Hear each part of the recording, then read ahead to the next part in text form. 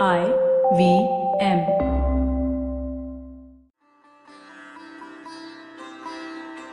Nadasi Kasa, the first queen of the Mahachatrapa Rajula, the daughter of Yasi Kamuda, the mother of Yuvraj Kharausta, with the crowd of the women of the palace, has deposited in this spot of the earth in a stupa, a relic of the divine Shakyamuni Buddha. It will allow eternal welfare and liberation. This stupa and this monastery are gifted to the community of Sarvastivada monks that belong to the four quarters of the world. The words you've just heard are from an inscription in the British Museum on a red sandstone lion capital that sits alone, half a world away from Mathura, where it was carved 2000 years ago. The workmanship is a far cry from the refined, polished carving that Indians generally associate with the lion capitals, such as the Mauryan one that is the emblem of the modern Republic of India. But this has a charm of its own. The lions on it have strangely human faces, and they must have stuck their tongues out quite rudely at whatever British archaeologist decided to ship it to London for safekeeping. But there's also more that sets this pillar apart. It is covered in the Kharoshti script of the northwestern part of the subcontinent, a script that Ashoka Maurya used to speak to his subjects in Afghanistan, a script used by the Indo-Greeks who ruled over Gandhara. Why was it being used in Mathura? For that matter, what is a Mahachatrapa? It doesn't sound the same as a Maharaja. And what kind of strange names are carved on it? Nadasi Kasa? Rajula? Kharausta? Those don't sound like your usual Indian names like Aparajita Varman or Gautami. These lions are too busy irritating visitors of the British Museum to help solve this mystery. So let me tell you the story of the nomadic horse lords who defeated the Indo-Greeks and expanded all over western India, ruling over territory from eastern Iran to Mathura in the Gangetic plains, from Gandhara in Pakistan to Gujarat. And let me tell you how these so-called barbarians and their patronage of Buddhism led to the genesis of one of the most sublime art forms that the world has ever seen. I'm Anirudh Kanisetti, and welcome to Echoes.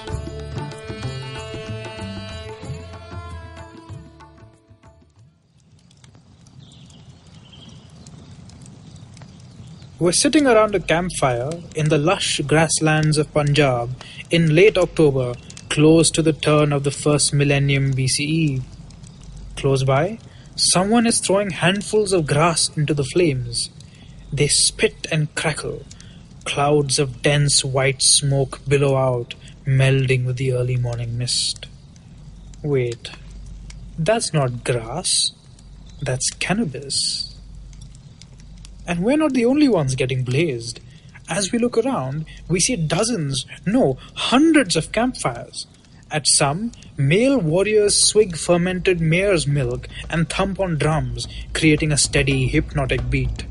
At others, female warriors also swig alcohol and inhale lungfuls of smoke, singing and roaring in delight. Groups of fighters sway as shamans chant. Horses neigh, and the pungent odor of their dung suffuses the army camp. Some wealthier warriors pass around golden implements that can best be described as bongs. It's a striking accessory that suits the glittering scales of their armor, looted perhaps by their fathers during sackings of the Indo-Greek cities of northern Afghanistan. The sun climbs higher and higher. In the distance, we see a silent force of Indo-Greeks arrayed in neat, orderly lines. Their faces are pinched but confident. They've been observing this vast camp of horsemen for days, and they have the numerical advantage. It was not so long ago that their king expelled these horsemen, these shakas, from the great city of Takshashila which they had captured. He only did that with the help of another nomadic tribe, but in the years since, he has strengthened his power by raising fresh, enthusiastic raw recruits to defend his territory from these barbarians. The new Shaka king thinks he can change that. The Indo-Greek king is here to show him the error of his ways. The sun climbs higher and higher.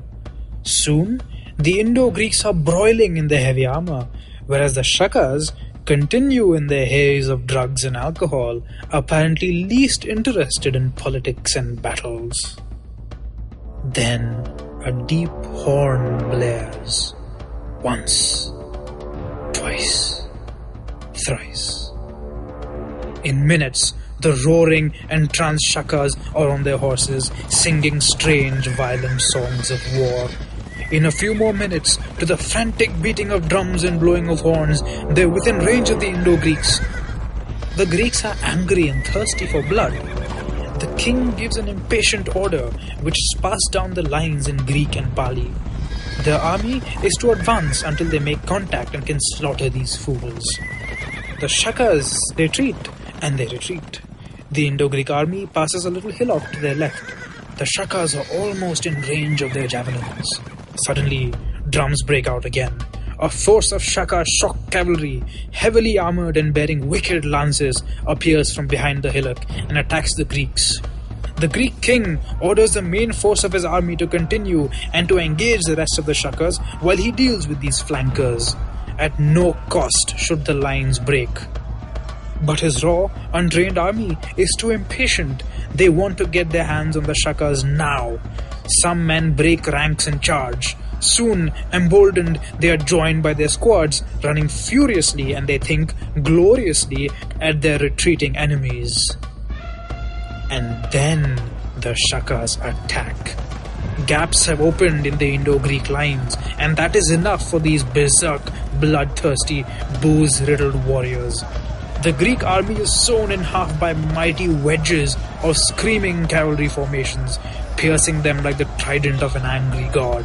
The drum beats grow louder and louder, as do the screams of dying and fleeing Indo-Greeks. The king is pulled off his horse and beheaded. Alcohol is thrown up as offerings to the spirits of the sky and poured into the blood-drenched ground. This is the last that the Indian subcontinent will see of the Indo-Greeks. They've had a good run, about 300 years. But now, a new era is dawning. The Shaka era.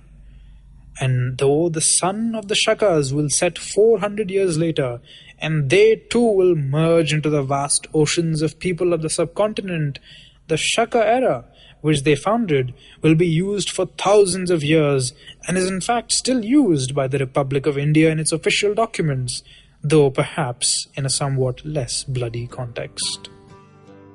It's easy to assume that the Shakas, lovers of booze, drugs and war, are the stereotypical horse-riding savages. But the real picture is much more complex. No doubt they got a lot of bad press from their more settled and literate neighbours, especially in times of conflict. But the Shakas themselves soon settled down and ended up defending their own territory from other nomads in pre-existing states in the subcontinent. From this point, the Scythians or Shakas would be known as the Indo-Scythians, but Indian sources continue to call them Shakas, and since I'm an Indian nerd, so will I. But where did the Shakas come from? And how did they end up in India, of all places?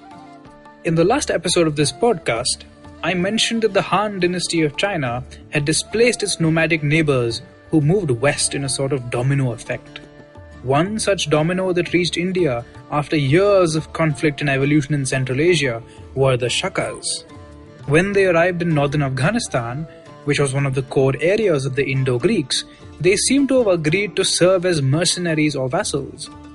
However, the Indo-Greeks were never a very unified bunch, and the Shakas must have sensed an opportunity sooner or later. Some cities in Bactria were soon sacked, but the Shakas weren't allowed to rest, for more and more tribes were on the way and pushed them out.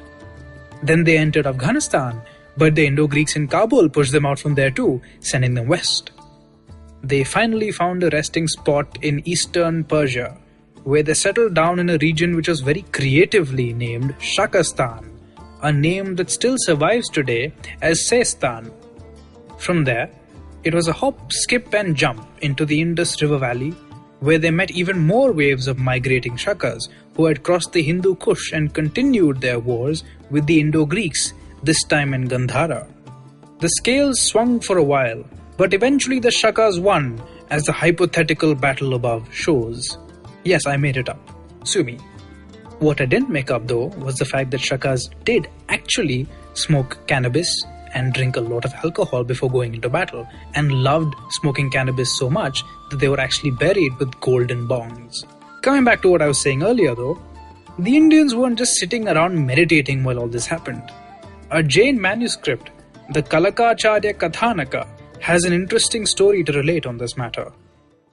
Kardabila, king of Ujjayini, abducted a beautiful nun who was the sister of Kalakacharya, a celebrated Jain teacher.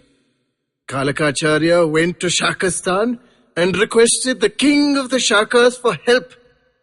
Unfortunately, the Shaka king was terrified of Kardabila, who was protected by a demoness, whose magical voice stopped all his foes. But Kalaka convinced the king to raise an army and cross the Indus anyway. As they approached the city, the demoness opened her mouth to cast a spell on the Shakas. But Kalaka ordered the Shakas to fire their arrows into her mouth, filling it up and rendering her mute. Thus Kardabila was overthrown and Kalaka's sister saved. And so came the Shakas to Saurashtra and Malwa. This is obviously a legend, but it tells us something very interesting about how Indians, and I use the term in the broadest sense, just to refer to residents of the subcontinent, not as a nationality. It tells us something very interesting about how Indians saw these supposedly foreign invaders. As the Mathurans and Panchalans had allied with the Indo-Greeks to attack the Shangas, so too, it seems, did other actors, religious and political, ally with new actors to achieve their own goals.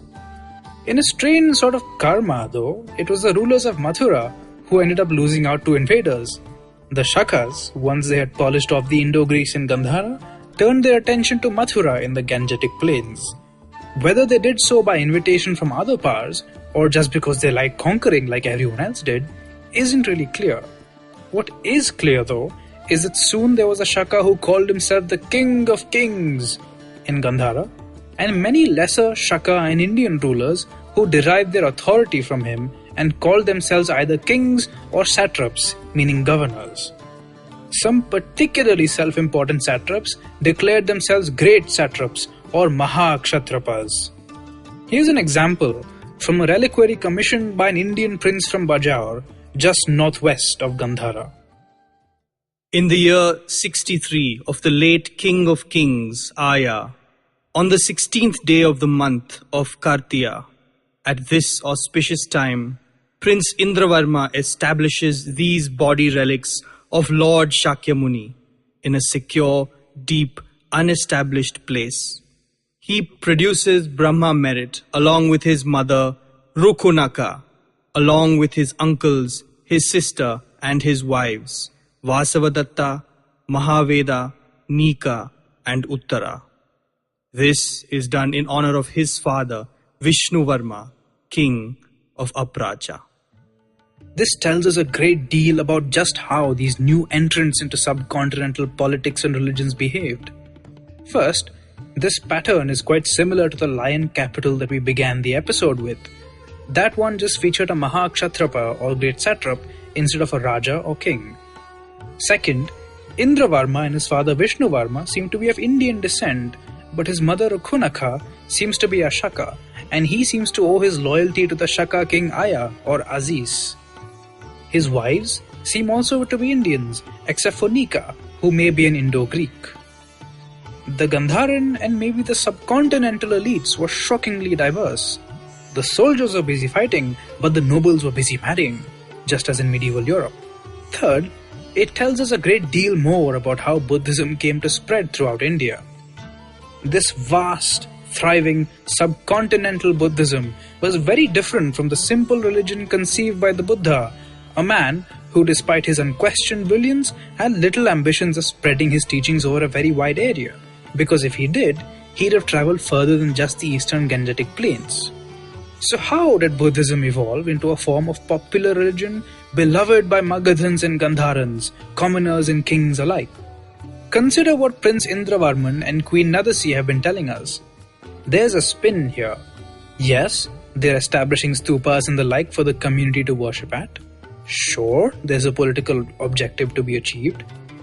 But there's also a spiritual one. Indravarman says that he's producing Brahma merit. He is convinced that by making the relics of Buddha more accessible to the masses, by building a stupa and by spreading Buddhist worship into areas where it was not before, he is building up good karma of sorts that will ensure he is reborn in a Brahma world, where according to the Buddhist mythology of the day, he will live lifetimes so long that each day lasts for a kalpa, or 4,320 million years. Which genius or geniuses created a set of rules that tied together devotion and politics is unknown. It may have been Ashoka Maurya, it may have been a forgotten Buddhist monk, or an ancient Indian public relations expert, or somebody even older than that. But it was ideal for generating incentives for subcontinental elites to spread that religion. The same sort of game theoretic logic, we will see, emerges in the classical Hinduism espoused by the Guptas later. If a Gandharan Buddhist were around, they would probably shake a finger at me and say, Young man, everyone knows that Lord Buddha tamed the evil Naga Appalala, who used to cause the Swat Valley to flood. I don't see the river flooding anymore. What do you have to say to that, you impudent rascal? I say, respected sir, I give the credit to the Buddhist Sangha and their attempts to convince kings to follow the principles of the Buddhist Dhamma and build canals and embankments to make the subjects' lives easier, though of course the Sangha also profited by spreading and gaining more donations through the deal. Technically, Buddha founded the Sangha, so I'm not disagreeing with you. More importantly, I find it very interesting to see how you developed a standalone local Buddhist mythology that suits the geography and culture of your land, just as the Irish made up a story of Saint Patrick expelling snakes from Ireland and converting it to Christianity. To which the Gandharan Buddhists would have no reply, since they are all dead and none of them are left. You may be wondering why on earth I'm harping on and on about how Buddhism came to Gandhara. Get to the point, I hear you say, drumming your fingers on your steering wheel. Well, this is the point. Gandharan Buddhism, not just as a religion but as a culture, was one of the most extraordinary contributions that early India made to the world. But to understand it, it is time to dive back from religion into politics. The unfortunate Shakas had barely any breathing space after settling into Gandhara because they were soon attacked by another tribe, the Pallavas or Indo-Parthians. The Parthians were a nomadic tribe who had conquered Persia from the successors of Alexander the Great and were constantly messing with the Indo-Greeks, keeping them cut off from the emerging Greco-Roman Mediterranean world. Now that the Indo-Greeks weren't around, they started to mess with the Indo-Scythians instead. Luckily for us and for posterity, the Indo-Parthians got along wonderfully with the Perso-Parthians, so when they took Gandhara, it was once more connected to the vast globe-spanning Silk Roads, from China to India to Persia to Rome, that were emerging. And the Indo-Parthians, like other Indo-whatevers, were very accepting of their subjects' cultures, and so went out of their way to patronize Greek culture, Indian culture, their own culture, Shaka culture, and so on and so forth. They had the money. They had the policy. Now all they needed was a cause. And in the 1st century CE, the cause came. An earthquake shattered most of the Gandharan city of Takshila, the most important city in the northwest. Now it was time for a wave of new innovation and creativity to pour in, as the Parthians began to rebuild the city in their own image. The Gandhara school of art, in its most sublime and mature sense, was born. And the consequences of that shall echo through any work of Indian, Central Asian, Chinese or Japanese art that you see today. But I'll get to that when I get to that.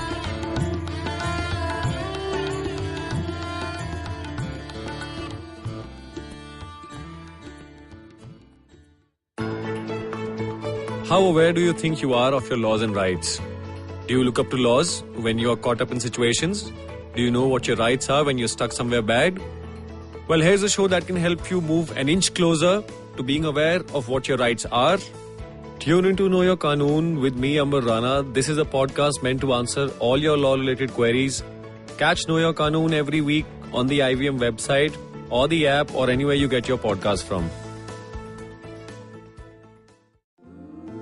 Ladies and gentlemen, you are about to listen to attempt number 15 to record the promo for the podcast Vartalab. Vartalab. Vartalab. Vartalab. Vartalab. All day, all night, Vartalab. Oh yeah.